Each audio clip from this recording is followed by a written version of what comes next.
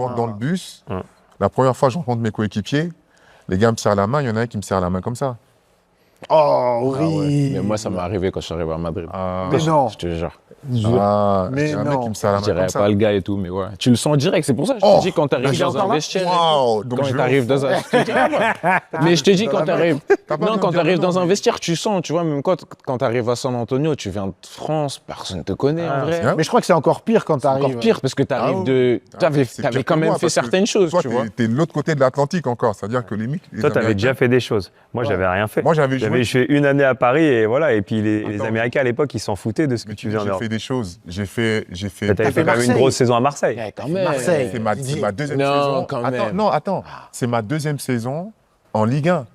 Oui, mais ça, oui, ça mais là où il a efface raison, quelque chose. Anglais, Ça efface les tout. Anglais, pourquoi les Anglais me connaissent un peu? Parce que j'ai joué en Newcastle, Coupe t'as d'Europe marqué. contre Newcastle Coupe d'Europe. et Liverpool. Mais t'as fait quelque chose. Oui. Là, c'est comme si Là où Tony a littéralement tu raison. sors du C'est vrai. centre de formation, C'est vrai. tu sors Voilà. du centre de formation. C'est un Et il arrive au Non, Spurs. puis Mais les c'est un Américains, autre en termes de niveau, basket, c'est un autre il l'a dit tout à l'heure, il n'y a rien d'autre qui Il y a existe rien, à part il y a rien, eux-mêmes. il y a rien. Et encore plus les Français à l'époque. Et surtout le poste de jeu que je jouais. Bah oui, mais non. Ouais. Parce que comme je vais meneur, t'es censé dire aux gars où il Ah faut oui. qu'ils aillent. Donc Et t'as moi j'étais galéré en avec ça un mode peu s'il te plaît, tu peux juste aller là. Please, tu vois, juste- Parce que par exemple, Quand t'es meneur de jeu, c'est toi qui décides, c'est toi qui dis les systèmes. sûr. Donc tu donnais les systèmes dès le début, ça veut dire que dès le début, t'as eu cette responsabilité-là. Ouais, Pop, Et t'as il pas eu de m'a problème avec lancé ça direct. Et de toute façon, Duncan, il n'avait même pas besoin de me parler. C'est Superman, là, quand il fait les lasers là, les yeux. J'ai l'impression que je sentais le laser des fois. S'il y avait 2-3 actions qui se passaient et que j'avais pas annoncé un système pour lui, comme ça, je fais, bon, faut que j'annonce un système pour lui, là, parce que sinon, je vais pas faire long feu, moi. Mais c'est incroyable. Et du coup, quand tu y repenses, parce qu'au final, c'est la même chose. Quand tu arrives, tu as deux mindsets. Soit tu es un peu timoré, tu hésites, ou alors tu te dis, comme Didier, au bout d'un moment, il a fait, bon, à partir du moment. Bah, en fait, là, j'ai fait comme Didier, voilà. c'est-à-dire que la plupart du temps, je leur passais la balle, mais des fois, je prenais la balle, j'allais coast to coast, parce que j'étais tellement plus rapide que tout le monde, que je leur montrais que je pouvais le faire. Et petit à petit, ils ont dit, en fait, il est pas mal le petit, on peut Voilà. peut-être annoncer plus de systèmes pour lui et tout ça. Et j'ai fait comme Didier. Mais à aucun moment dans ta tête, tu arrives aux Spurs, dans le vestiaire, c'est compliqué. Ouais. Il n'y a pas un moment où tu flanches? Non. Que des fois en privé, quand tu rentres chez toi, des fois tu as les larmes aux yeux, des fois c'est dur parce que j'avais que 19 ans, hein, donc j'étais jeune. Hein. Et quand tu dis, putain, mon coéquipier il me parle même pas, il me calcule même pas, c'est la star de l'équipe, et moi je suis meneur de jeu, c'est chaud. Donc, mais après, chaque fois le lendemain, quand je repartais à l'entraînement, je lui disais, ils vont pas me casser mentalement. Parce que s'il y a un truc que je veux leur montrer, c'est qu'on peut jouer au basket, il faut gagner le respect de tes coéquipiers. En fait, Et donc je faisais, parce que quand tu es rookie, en plus, quand tu arrives en NBA, il y a certains joueurs qui disent qu'il faut aller chercher les donuts, il faut aller chercher il faut aller chercher ici. Et moi, je faisais tout. Moi, je ravalais ma fierté, je faisais tout. Ouais. Et après, quand il y avait les matchs, j'étais prêt. Et dès que j'avais des systèmes, c'est ce que je disais tout à l'heure, mettre le shoot au bon moment, tu vois, tout le temps, faut être au bon endroit, au bon moment, travailler dur et être prêt quand ils vont appeler ton numéro. Moi, je me rappelle d'un match, j'étais à 0 points. Tout le match, il avait presque rien annoncé comme système pour moi. Duncan, il était à 40 points, on joue Seattle. Il reste 7 secondes et il annonce un système où, pour Duncan, il dit ils vont faire prise à 2 et ils vont la passer à toi. Et tu seras tout seul, il faut que tu tires. Et moi, j'ai pas eu de système, pas de tir du match. Je dis, putain, et là, il annonce un tir pour moi, pour gagner le match. Et là, il faut le mettre le tir. Et là, Duncan, il fait le système, prise à 2 sur lui, je suis tout seul, et je mets le tir. J'ai mis que 2 points ce jour-là. Le lendemain, j'étais la star dans les journaux, alors que j'ai mis que 2 points. Mais ça fait relativiser, en fait. Mais c'était le tir de la gagne. Bah ouais. Et c'est comment? Faut être prêt. C'est ta première année, il faut être prêt. J'adore ce truc de, tu vois, de rentrer dans le moule, de faire petit, mais quand même de temps en temps dépasser la limite, ce qu'ils ont dit. Et de toute ça façon, très important. T'es obligé de prendre le jeu. Parce qu'il faut que tu montres que tu es tough mentalement. C'est l'audace. Tu vois, par exemple, moi, je me rappelle à chaque fois, moi, mon jeu, c'était souvent agresser les grands, pénétrer. Et il y avait Kevin Willis qui était un gars super costaud. Rude. À un moment donné, je pénètre, il me défonce, hein, mais volontairement. Hein. Et je tombe, moi, je me relève et je le repousse comme ça. Tu sais, pour me montrer, je vais revenir dans la raquette, hein, j'ai pas peur, tu vois. Et là, il y a un peu une petite bagarre qui commence, tout ça. Et après, on se remet sur le côté, l'entraînement, il continue. Et Pop, il vient me voir comme ça, il fait « I love it ».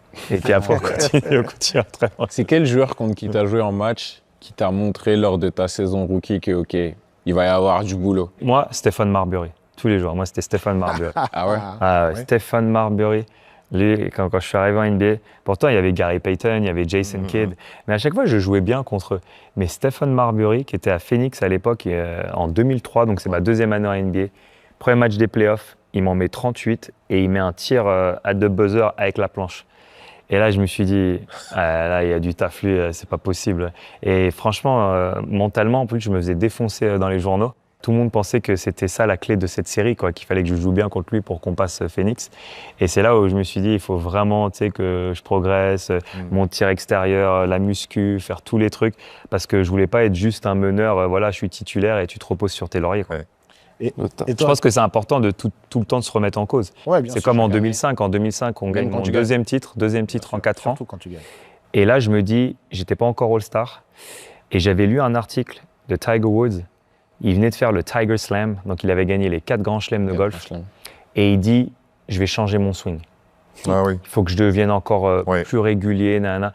Et je comprenais pas. Je dis, le gars, c'est le meilleur au monde. Il fait un Tiger Slam. Il a les 4 grands chelems au golf. Je ne sais pas si vous vous rendez compte, hein, mais au golf, pour maîtriser ce sport, c'est très, très difficile. Et donc, je me suis dit, si Tiger il est capable de changer son De swing, sortir de sa zone de confort. et bah, moi, je vais changer mon tir extérieur, refaire mon tir extérieur pour que je sois plus régulier pour être All-Star. Et donc, en avril, je commence un travail de fou avec un shooting coach. Et tout l'été, pendant un mois, je shootais qu'à une main. On a tout refait. Et au début de la saison, c'était un peu difficile. Mais après, petit à petit, j'ai progressé. Et ma première année avec lui, avec le shooting coach, c'est cette année que je deviens All-Star pour la première année.